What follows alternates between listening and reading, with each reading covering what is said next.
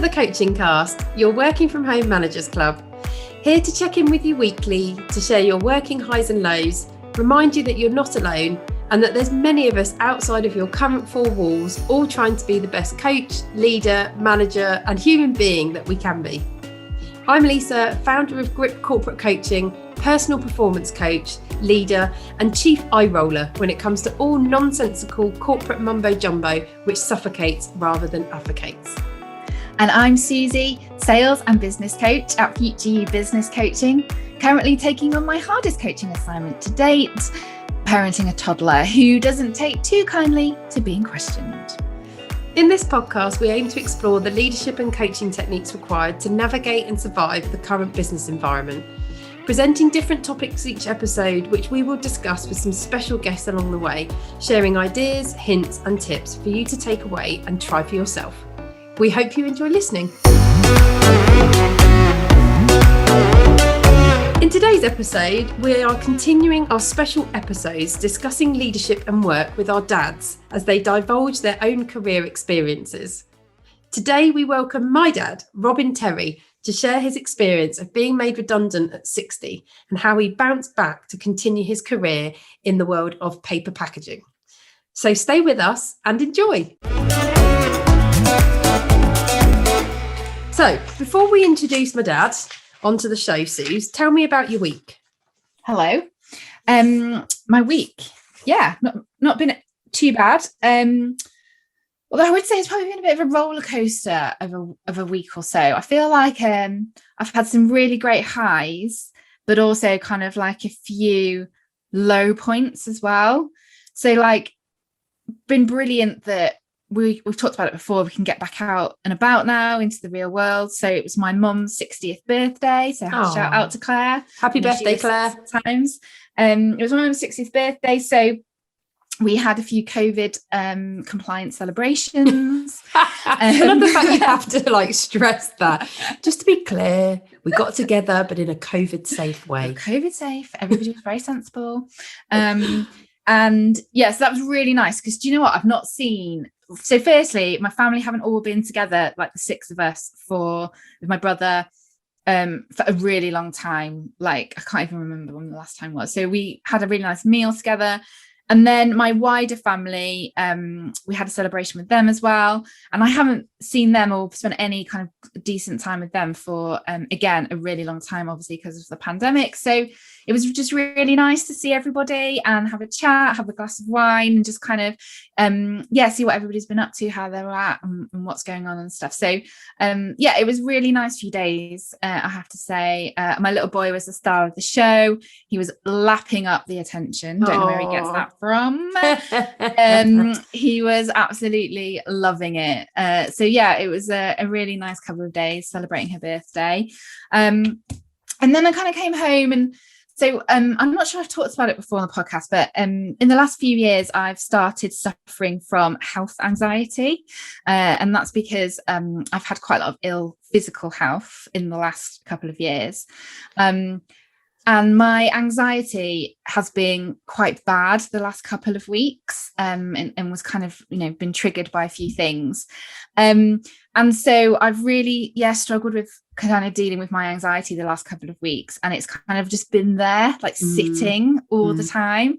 And so it's been a bit of a roller coaster, just kind of managing that. And like I said, like dealing with the highs of, seeing my family again and some great stuff happening work-wise and some other bits and bobs, but also then dealing with kind of, I suppose I'll call it the lows, but just the struggles of managing anxiety on a kind of daily basis as part of your everyday. And that's not something that I've kind of really nailed yet because it's still quite new for me. And I don't think if you suffer from anxiety sometimes you ever do, but so that's been a bit of a struggle, I have to admit, the last couple of weeks. And then also, I'm still here in Laura's amazing office recording a podcast, which I love coming to. It's so beautiful. It's so nice when I come here. And at least it's always like, just like you're in a professional studio. You do look very professional in your space, not like mine, which is like a dumping ground. Which I try and artfully cover up with my shoulder hunches and how I'll be doing that soon. When we're back in my house, I'll be doing exactly the same. And then just the usual builder drama. So I'm just like, why can you not finish my extension? There's just always an excuse. Does anybody else find this when you're having renovations done? There's just always something, and it's starting to get on my nerves. So that was a bit of a low point. So we've had a bit of a roller coaster. I think the anxiety piece, I know I mentioned feeling quite anxious last week in the podcast, and it was interesting. I've spoken to a few friends, and I think there are a number of us at the moment who are experiencing anxiety in a way we never have before. Yeah. And I think it is in relation to actually what you describe as the roller coaster of how we live at the moment because of the impact COVID has had, in that level of uncertainty is stronger and more acute in terms of how our environment is being impacted by that, and how our ability to control what we're doing has been reduced. And I think because we're living with that general undercurrent of uncertainty, I think that is triggering a level of anxiety. And then when life is happening on top of it, it feels even more challenging because the foundation of what you're living with is already a little bit rocky. Yeah. So I think there's many of us at the moment who can relate to that feeling. I definitely know personally, I've suffered with anxiety in the last 18 months more than I have ever done. And I've struggled with it on a rolling daily, weekly basis as well. And things that I think previously I could cope with and didn't really affect me too much, suddenly I can't anymore. It is. So I think many of us can relate, Suze, at the moment. Right, should we get on to introducing Robin to the coaching cast? I think we should move on, definitely. Let's do it. That's it. Today we welcome my dad, Robin Terry, to the coaching cast. He's had an incredible career in the UK paper and cardboard packaging industry for 39 years and been responsible for some of the most iconic packaging designs, which many of you will be familiar with, including the Cadbury's Yard, a yard of your favourite Cadbury's chocolate bars, Whisper to name only but one, as well as working with large brands such as Diageo, Boots, Procter & Gamble, again, only to name a very small number. After working for and growing a small but successful family-owned business in Kent for nearly 40 years, where he progressed from a junior administrator to joining the board of directors, which he held a directorship with for 25 years, he was faced with redundancy at 60 in 2014. For many, this would have triggered retirement, but my dad was intent on continuing his career and working life, wanting to prove to himself his capability and ability to work for others to continue his personal success. He continued working for another 5 years for a few different packaging businesses before choosing to retire from full-time employment in 2019. He now consults on a freelance basis and recently supported the launch of a new luxury drinks brand, who he continues to aid to develop their supply chain. My dad loves to challenge the term retire and rephrases it as rewire, which we are going to delve into further today. Dad, welcome to the coaching cast. Welcome. Sorry for the phone interruption immediately at the beginning. Don't worry, we like to keep it real on this podcast. Yeah, so don't worry. Don't worry about it. You did say, you were like, do you know what, that phone's got to go. I can't believe it. I think somebody planted the phone call to start at the beginning of the podcast. Sabotage. Oh, it's all going off now. We've got like triple phones. God. Sorry, my PA didn't rush to the phone quick enough. Didn't get the memo. Unbelievable. Saka. Only joking. Are you awake, Pauline? Sorry, I don't know how much of this you're going to have to edit out at the beginning. Don't worry about it. Thank you. I won't write it. So I've obviously talked through your career. I've given an overview there, Dad, of your career journey. But do you want to tell us a bit more about where you started and how you grew to the position of director? Yes, thank you. So I graduated in 1975 with, would you believe, a sociology degree or social sciences degree, which is nothing remotely to do with business. But I was very fortunate because I'd actually switched subjects during the degree course to economics and economic history. So I was born and bred in Dover, and in the 70s, unlike today, I think as university graduates, we didn't overly worry about whether there was going to be a job at the end of it. Jobs were fairly easy to come by. So I just came home after I'd finished. So I came back to Dover, and would you believe I was working on a petrol station as a holiday job, and the packaging company in the town had a petrol account there, and I used to serve them petrol. And the managing director and family owner of that business used to quiz me on what I was going to do when I'd finished my university degree. And I said, oh, I'll have a go at anything. And he said to me, well, he said, we're thinking, and this is what really amused me at the time, we're thinking of introducing production control. It's like, what, you don't have a system already? Yes, we've had consultants in, they've designed the system, and we need somebody to come in and implement it. Are you interested? So I went down, I always remember it was in the July 75, went down to have a look and basically got offered the job. So it was probably the most easiest interview I've ever had in my career. And suddenly I was launched, and you know, what could be more convenient? And really, when I look back, it was a small company at the time, although one of the leading lights in the box industry at that point.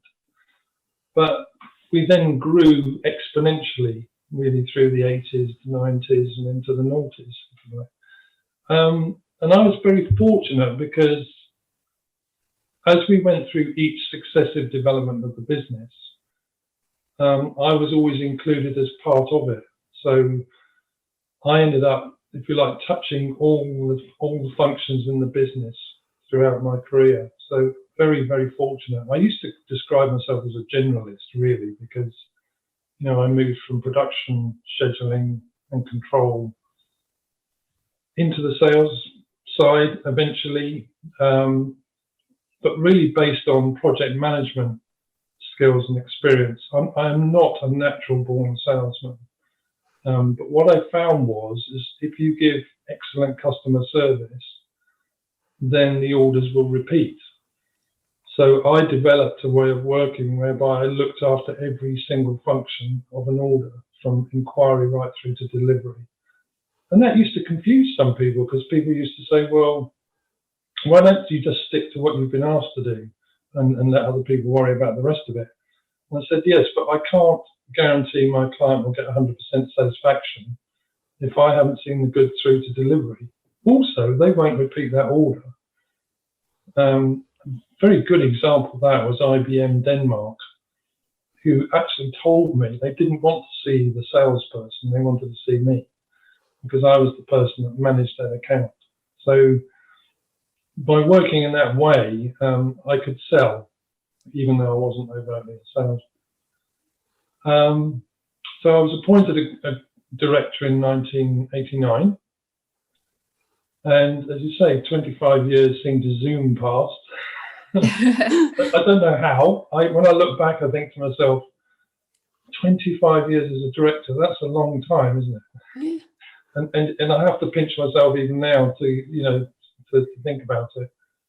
And again, it was very much, if you like, I used to change my role on the board, or if you like, with agreement, as the company needed different things to be done. So in the 90s, my very good friend, who was somebody who became my good friend, Michael Jukes, who you know, chairman, he introduced a market structure across the business. In order to grow our sales further, he segmented the company into market teams. So it didn't matter what your current job was, you were put in a team to focus on a particular market. And I ended up eventually, well, originally my market was called Food Gift, which I absolutely loved, as you can imagine, because my core client was Cadbury in Bourneville, which was brilliant, because every time I used to go and visit Bourneville, I used to go into the Cadbury shop afterwards. Oh, it's amazing, isn't it? I've been there as a child. And buy all these fantastic quantities of, broken biscuits and chocolate bars on offer. And it's just wonderful. Lisa will remember I used to come back with bags loaded of chocolate. Yeah, he did. From every visit. For an overweight teenager, that really wasn't that helpful, Dad, but thanks. It was great. It was such a brilliant contract. And eventually, food gift for me, it kind of morphed into the drinks side, the premium drinks side, which as a market was beginning to grow. So, which is why I ended up working for Diageo in particular in Scotland, which was an absolutely wonderful period. I would say that's my best. When I look back at my 39 years with that particular company, my best years were actually working in the premium drinks market, because there was an explosion of rigid gift packaging. They moved a lot of brands from purely printed cartons to a rigid box. Mm. And it was just a phenomenal time. And then, as I say, my role changed again in the latter stages to, first of all, really to centralised purchasing, and then, if you like, more broadly procurement. So that's where I ended up by 2014. So do you want me to talk about what happened then in 2014? Or So okay. I think the main, it's fascinating listening to you detail your time in that 39 years. And the thing that stands out for me, and actually I think it's one of the things you've always taught me, is adaptability and being flexible. And always recognizing the opportunities that are around you, because actually hearing you talk through all of your time in that organization for 39 years, which in this day and age is so unusual, because especially our generation, mine and Susie's, and I think it will be the same for those who are younger than us, not too much younger obviously, is that actually that seems so bizarre and alien to stay somewhere for so long, and yet you utilize the opportunity completely in that time to move around the company and to grow and reach the epitome, really, which for many people is to hit the board, which is what you did. And then even on the board, you adapted and flexed to the requirements and changed, as you said, those market areas, which is so fascinating. But that's always one of those lessons I remember that we've always discussed, which is you take the opportunities that come to you and you see how it goes, and you remain open-minded and flexible to that, which I think is fascinating. I always felt privileged, because of the way I started in the company. Sometimes when I say to you, sometimes we just need an opportunity to come along, and who would have thought that as a graduate sitting on a petrol pump that I would have been offered a golden opportunity. And that's what I always say to people. It doesn't matter how down in the dumps you get about your job or your situation, you will be amazed what comes out of the blue. You don't sit there dreaming and waiting for it, but things do happen. And similarly, I always felt privileged working inside this particular company, because I felt secure, and I always felt, if you like, encouraged, and there was always like a positive move to anything that we did. And that is so much, it's so much easier to perform when you're in that kind of environment. And particularly because the company was really turned into a customer-facing company, there's no better feedback, as you know, than from customers. Customers think you're doing a blinding job or a great job. You kind of know about it, because they will tend to feedback, they will give you the orders, they will mention it to your bosses, hopefully, and it's like a virtuous circle, isn't it? So you're quite right. So it's interesting then around that point about how you felt secure, because then obviously in 2014 that very much changed. So in 2014, you were made redundant. So talk to us about that. That was a very odd time, because in 2013, our company was approached to be, were we interested in being bought? Oddly, up until then, I'd always been told we would never be sold. So it was a bit of a shock to me personally to learn that, actually, we are interested in being sold. And indeed, when I looked at who was approaching us, I thought, actually, this is a great fit, because it looked as if it guaranteed the future of the company, which actually was a bit of a puzzle for us up until then, because we didn't really know that, whether the family who owned the business would keep running. We didn't really know that. So I actually voted for the takeover as a director. I voted for it. I was very positive about it. Only to subsequently discover that as they went through the process of buying and assimilating us, that actually they were looking for savings on the board. And this is one of the downsides, of course, as many of us discover when we become directors, that actually we're not actually as safe as perhaps we think we might be, because we represent on a piece of paper a large cost. And I think probably I was a cost reduction target. I hate to say the word ageist comes in, but there was a feeling it might be ageist as well. Okay. So that I found that was a shock. I was also personally aggrieved, because I actually wanted to hit the 40 mark. You can't rob me of that. You wanted to get to that round number. Yeah, I wanted that round number 40. It still sticks in my craw that it wasn't to 40. So I think because I felt, how can I put it? Yeah, I mean, personally, I was upset. I was angry. I think most people would expect that.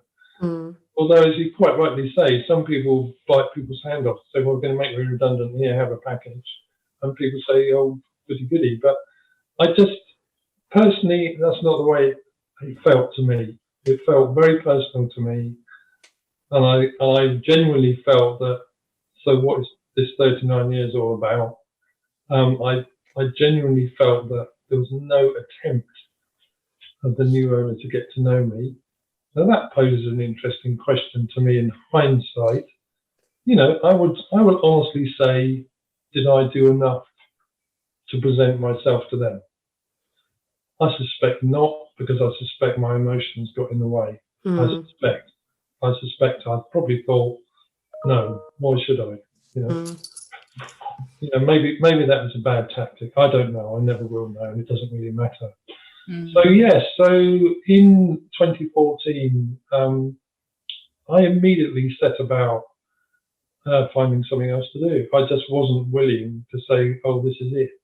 Even though, as you know, I've got loads of hobbies and interests. I've got more than enough to fill up my day and my week. But I just wasn't content with the idea that I was no longer employable. I think that's the issue. I'm 60 and you're telling me, I'm not valid to be employed. I had a very interesting summer in 2014, because suddenly I found that my competition wanted to talk to me. And of course, they wouldn't have done that until then, would they? So that was I had a lovely time. I was getting invited to go and visit other companies in my industry. And spend time with them and have a chat, and it was great. It was lovely. I mean, obviously they wanted to know, what the score was with where I was coming from, so I had to be a bit careful. But it was very nice, and in fact, it was nice to be welcomed by other people in the industry, because, if you like, that showed me a level of respect within the industry that I didn't know existed. Yeah. So that did me good from a morale point of view. I registered with, I don't know, something like 25 different agencies, job agencies. I didn't care. I just registered with anybody. This will make you laugh, I even signed on, because I was entitled to claim unemployment benefit. And they were amazed down at Dover Employment Centre. I would turn up, all dressed up, shirt and tie, coat, briefcase, and they used to think that I was the secret investigator, turning up to see whether the employment centre was working correctly. I go, no, I'm just coming to sign on. Well, you don't have to come and sign on. I said, but I do. I said, because in principle, you know, I'm entitled to unemployment benefit. And I'm turning up, you know, and all sorts of poor downtrodden looking people in the queue. Yeah. I would religiously do that. I know it's funny. I just want to be normal. I just want to see what normal people. That was the other point. I think I wanted to see how it felt to be unemployed, and it's not nice. It's not nice. Yeah. And then I was approached by a promotions company, and so by the September, so I got made redundant in March 14. By September 14, I'd been approached and became employed, really doing something that was allied to what I'd been doing, but actually slightly different, because this was a promotions company who sourced all sorts of items from China. Now, again, one of the interesting things about my latter career had been that I'd been sourcing components from China for the drinks industry in order to make some of the boxes. So I jumped at it because I thought, oh, this is great. This is another way of getting back to China, because I absolutely love China and Hong Kong. I feel really sorry for what's happening in Hong Kong. And I do absolutely love the Chinese, and it's a shame that there's so much negative publicity at the moment about it. But I absolutely love it. So I jumped at the chance and joined them. I also was quite happy to just be an administrator, which may surprise some people, but I just didn't want the pressure anymore of being a director at that point. I thought, that's great. That means I don't have people responsibilities and coaching responsibilities like you guys have. So yes, I can escape all that. Just let me do a job, you know? Yeah. And I really looked forward to that. And as you say, I did this crazy journey through the Dartford Tunnel because it was based in Essex. I genuinely think as well that I saw the exponential growth in Dartford Tunnel traffic from 2014 to 2017. Honestly, it got worse. It was how could it be worse? It was already terrible. It was pretty terrible, but I genuinely believe I can plot on a graph the increase in traffic when I started. And I ended up having to stay overnight in Essex because I couldn't face the journey coming back from the Falls in the end. I couldn't do it. It was just horrible. I would be spending like 4 hours on the road. And if there was an accident or the tunnel got jammed, you know, it might take me like 3 or 4 hours to get to Essex. It was just ludicrous. And it was very interesting. It was a tiny little company. We weren't resourced very well, but it gave me a lot of free time to really study how the Chinese supply chain works. Did me a huge amount of good to me personally, and I also learned how to manage a project, if you like, with next to no resource, and it is possible. It's possible.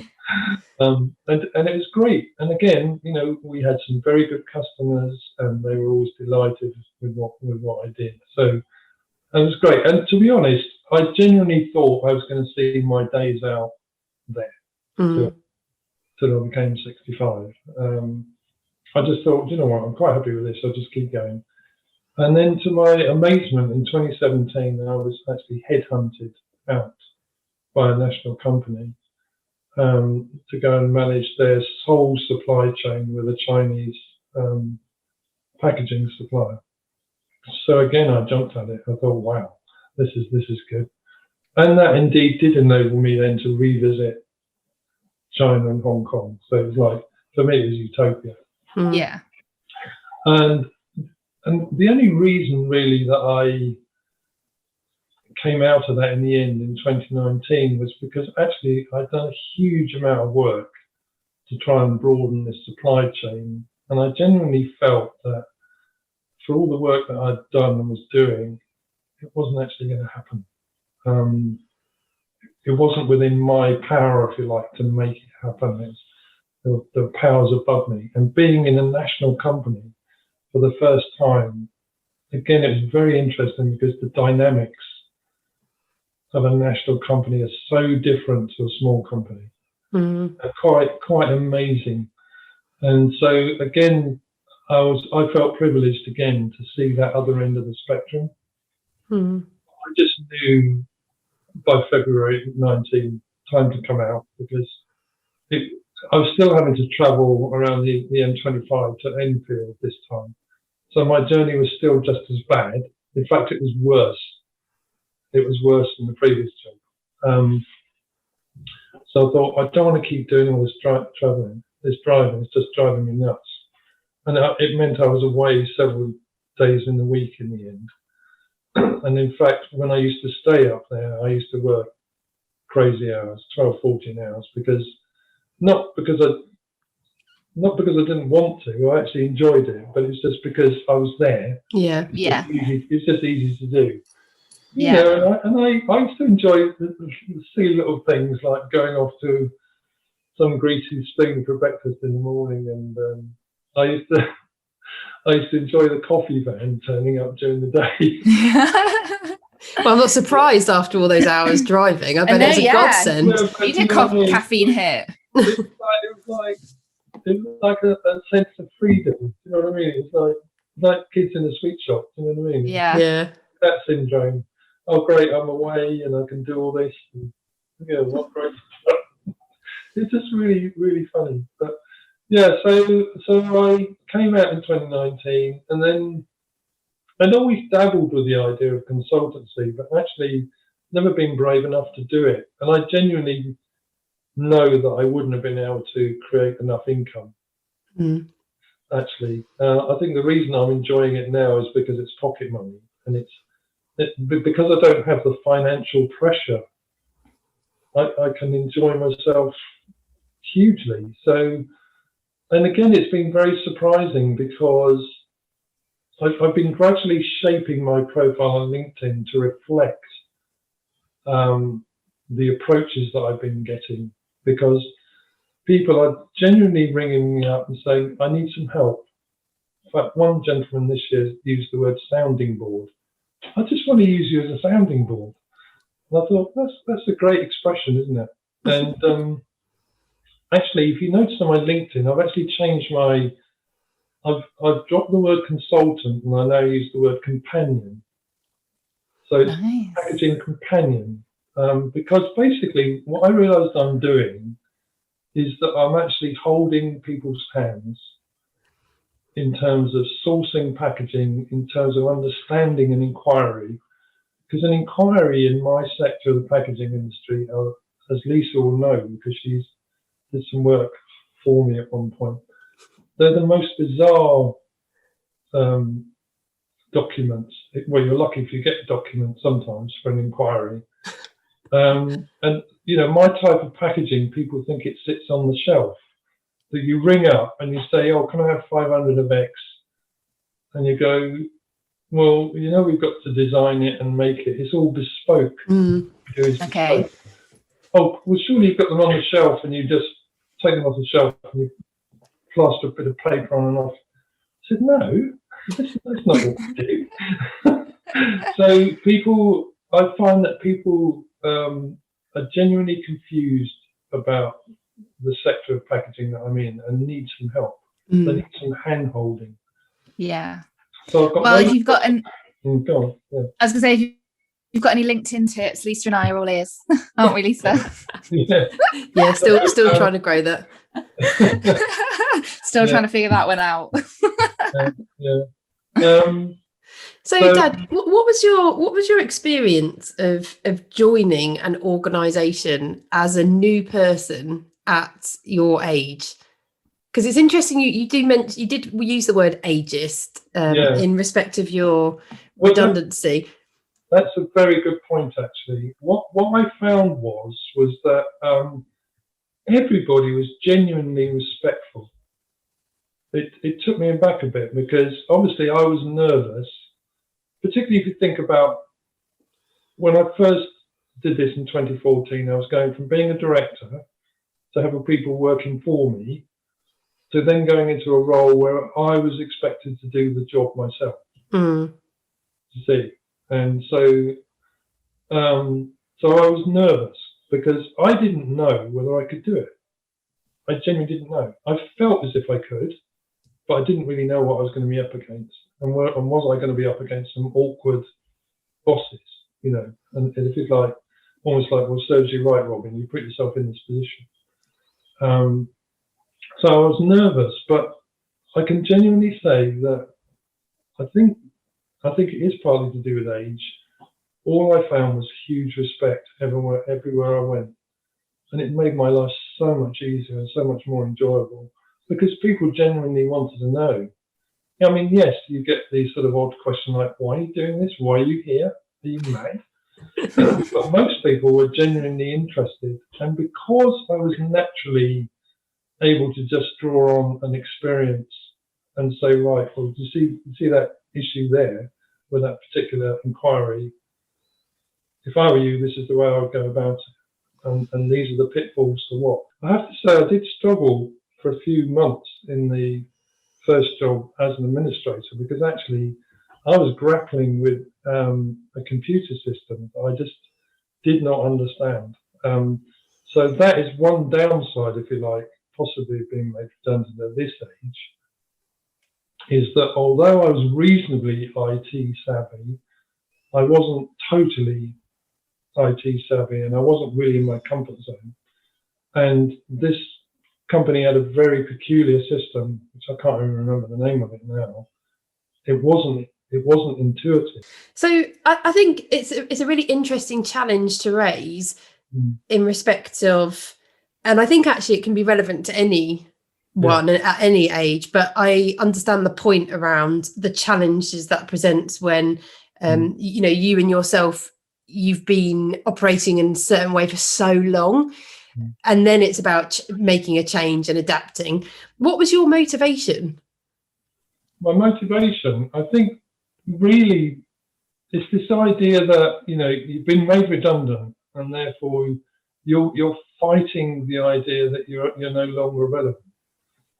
And I know subconsciously that's what I was fighting. I was thinking, no, you can't tell me that I'm not required, that I have no value, because that's what I couldn't get my head around. Was why make me redundant now? You know, I've got 39 years of experience, and you're basically painting that as a worthless. It's clearly an emotional response, I think, because as you say, it's mad, you know, taking a lower salaried job as an administrator, driving 2 hours each way. Why? Well, the only sole motivation is no, you know, you're wrong. I've got to do this. and it paid off. I did always have that notion that because of my connections in the packaging industry, surely something will come along. I think there was definitely, you know, and I was speaking to people in the industry all the time. So, you know, and networking, and one or two people were very good with me as well. They would stay in touch with me. So, you know, I had an excellent supplier who would regularly ring me and talk to me, and you know, and that was great, because that meant that I could actually stay up to date in the industry as well. So I would go to the packaging exhibitions as well, because I do believe in networking. So, you know, social networking and business networking, I think, are very important. And even now with the consultancy role, you know, I've got one conversation running at the minute where I say, look, we need to come and meet. We need to be face to face across the table and talk, because Zoom, as good as it is, it's not the whole picture. You know, we need to eyeball and feel what the situation is. Yeah, so it's just, so the sole motivator really was, no, I'm not finished. Yeah. Hold me down. It's not fair. So what do you think have been your biggest learnings, Dad, at this latter stage of your working life? The latter stage. Oh, that's an interesting point. I think, I mean, clearly it's age related. So the biggest learnings are, we do have a value. We are open enough to learn new things. We are able to contribute and make a difference to a role and to a team.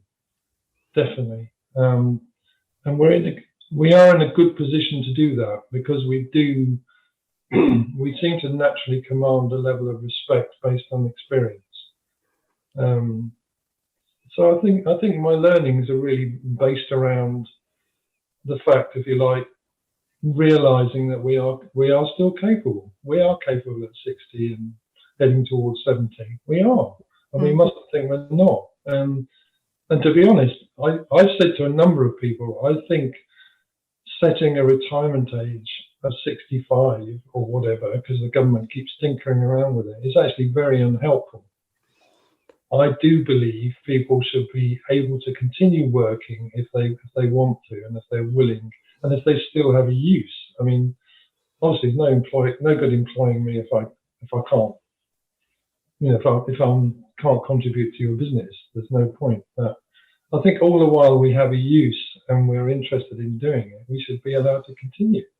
And that's why, coming back to the expression rewired, I mean, that isn't an original expression. I forget who said it to me or where I heard it, but I actually like that because it means we're not. To me, the word retirement, there's a finality about it which I really don't like. And although some people jump at retirement, you're quite right, other people retire and they've got nothing to do. They literally have nothing to do. They haven't built up interests in their personal life. Their only life is based on work. They stop work and then bump, fall off a cliff. And that happens. That does happen. So, I think, there shouldn't be this cut-off point. Yeah. Out. Yeah, because at the minute it can be viewed as quite infinite, can't it? So it's like, boom, there you go. And then your life, like you said, can change so dramatically overnight. Yeah. Whereas what you're talking about here with this kind of phrase around the rewire, which I love, by the way, it's about this kind of continual evolution of what you're doing, what you're contributing, the value you hold for yourself as well. And I can imagine when you get to that point in your life, that becomes even more important than probably what it has been previously. I think that's right. I mean, for all of us, self-esteem is a key part of our lives, isn't it? It's how we live. It's how we perceive ourselves. Absolutely. And it's important that we know each other. So it's important that we know ourselves, what makes us tick. And you kind of really, it's only as you gradually get older do you begin to realise a bit more about yourself. I mean, sometimes I think to myself, I wish I could go back and do something slightly different. But in reality, you can't. So you have to kind of build on your experience and how you're thinking and feeling, and then move forward and trying to be positive. And I agree with you. It's not always easy. I mean, I hated it. I hated being very redundant. I still use the word hate. I always remember actually I used to, one of my coaching things when I was with a particular person, I would always pull them up on using the word hate. I'd always say, can you stop using that word? It's not very nice. It's almost violent, and yet I still use it. My redundancy. I hate it. But I'm also thankful, and I know, and I'm not being trite. I wouldn't have been able to enjoy the 6 or 7 subsequent years so far, and if I hadn't been made redundant. So even though there's an irony there, because I would have continued to 65, and I would have stopped, and I would have probably stopped permanently. I think the act of redundancy actually triggered off something. It's like, no, you really started it. You know, and it's like whoosh. And whereas I think if I'd have just gone through to 65, I think I would have probably stopped. Be looking at all my certificates telling me how many years I've done and all this jazz. You would have got your 40. I haven't got any of that. No, I haven't got any. I mean, it's no good having a certificate up in 39 of it. Can you imagine that? It's like, oh, for goodness sake. It's a horrible number, isn't it? 39. You're funny. So, Dad, what would your advice be to others in a similar position? If you can summarise it in 3 points, because that fits our top tips. Well, I mean, first of all, I would say top tip number 1 is, you know, redundancy is not the end. Yeah. It's not the end. I would say that, if you like, top tip number 2 is basically see it as a new beginning, because it enables you to seize the opportunities that really interest you. So if you like, once you've been made redundant, if you sit back and think, right, actually, what really interests me?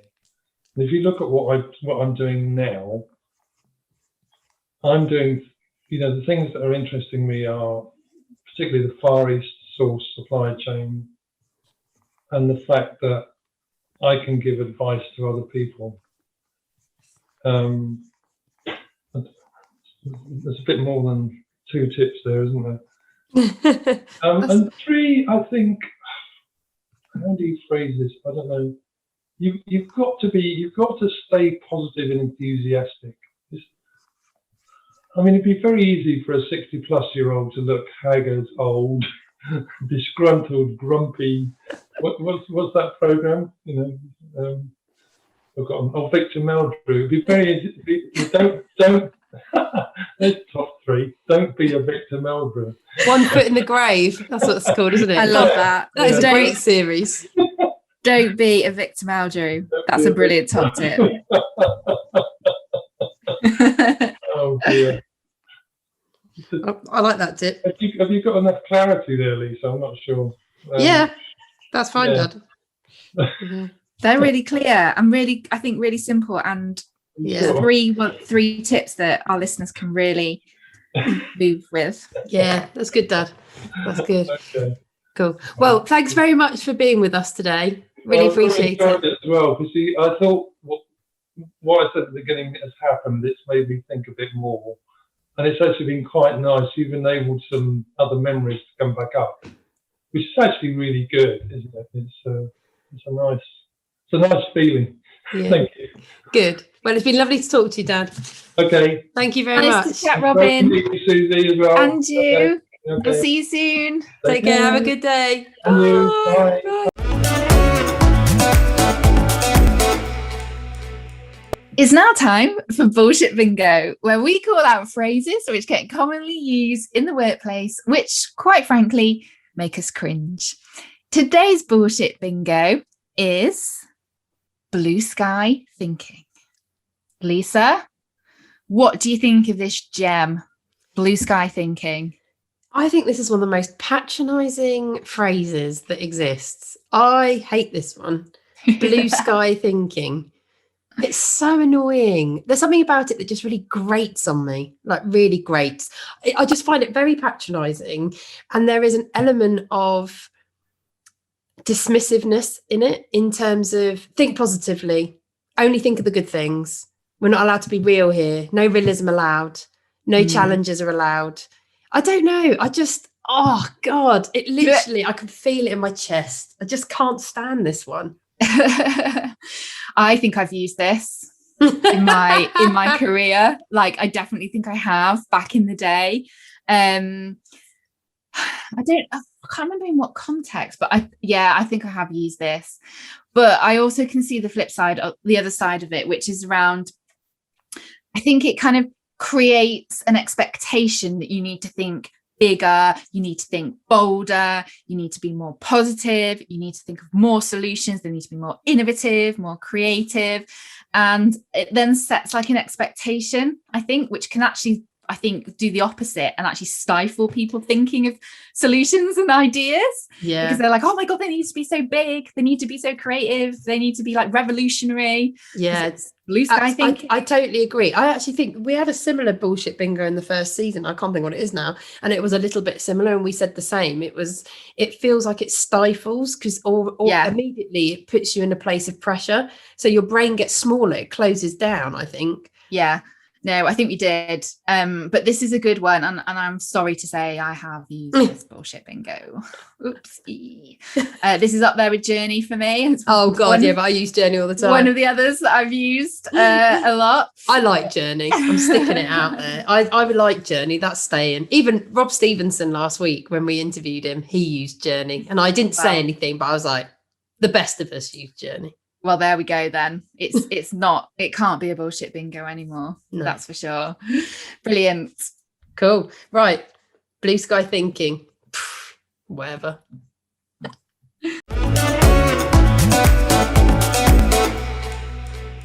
We're coming to the end of today's episode where we've been speaking with my dad, Robin Terry, about his experiences of being made redundant at 60 and how he bounced back to retire in his own time. So his tips from today for you to try are, number 1, redundancy is not the end, as he demonstrated. Number 2 was see it as a new beginning. So it gives you the space and the time and the opportunity to do what you want. And number 3, remain positive and enthusiastic. In Robin's words, don't be a Victor Meldrew. So for anyone who doesn't know what that means, check out One Foot in the Grave, cracking BBC series. I'm sure it'll be on repeat on Dave somewhere, because Robin believes it's all about staying positive and enthusiastic and optimistic. I do think my dad is the epitome of enthusiasm. He's very jolly. That's how we describe him in my friendship circles. He's a jolly chap. So, in addition to those top tips, try asking yourself the following questions this week. Number 1, how can you confidently deal with uncertainty? Number 2, what are your opportunities? And number 3, what are your challenges? And how can you learn and convert these into opportunities as well? We hope you enjoyed today and have some new ideas to take away and try for yourselves. If you have any questions, thoughts or feedback, we'd love to hear from you. And you can contact us at hello@thecoachingcast.co.uk, or you can find us and follow us on Instagram at thecoachingcast. Your support means everything. Therefore, if you like what you've heard, then give us a follow, as I've described, on Instagram. Leave us a review on Apple and Google Podcasts. And most importantly, subscribe to future episodes wherever you listen to your podcasts. Also, you can find us on YouTube where you can watch these episodes. That will give you some extra gems, by the way. It really will. And you literally just need to search for us by typing The Coaching Cast into YouTube. Our episode next week is focusing on team development. And we actually only have 2 more episodes left of season 2. It's my gone goodness. so quick. It's gone I so know. quick. So next week's episode is, like I said, on team development and how you can get the best out of the team that you work with. We both love music and use it to motivate and energize us. So we like to finish each episode with our personal song recommendation, giving you positivity and energy as you launch into your next Zoom or Teams meeting. It's my choice this week, and I have chosen Death Stranding by Churches. Enjoy. Thank you so much for listening. Have a great week. And remember, you've got this.